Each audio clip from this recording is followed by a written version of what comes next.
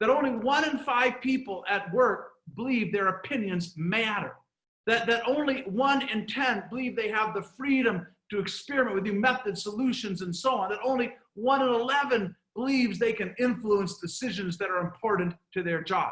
So it is simply not okay that employees have so little control over their work lives. We also know that most employees are not expected to think. They're not expected to come up with an original thought. Data that we crunched from the US Bureau of Labor Statistics says that in the US economy, 70% of all jobs are deemed to require little or no originality. And that says nothing about the people in those jobs and everything about the organizational caste system that divides our organizations into thinkers and doers, managers and workers, the clever and the compliant. But simply, this is not okay.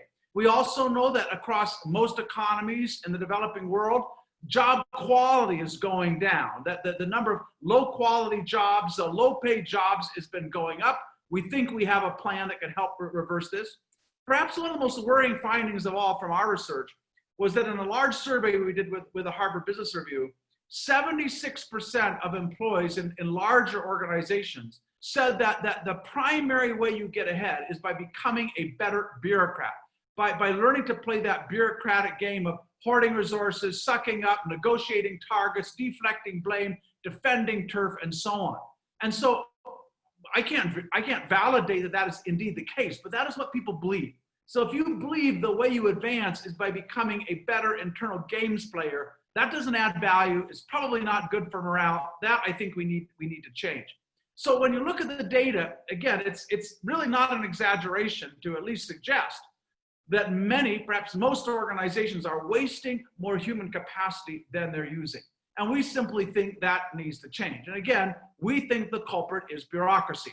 You know, it's interesting that we think of ourselves living in a digital economy, an extraordinarily modern economy where everything is changing. And in that, we become very used to business model innovation.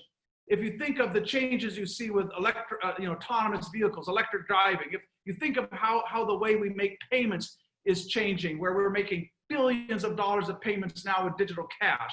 If you think of how we consume media and the difference between Netflix and YouTube and terrestrial television, these are extraordinary leaps in business models. And yet, most organizations are still running the legacy management model.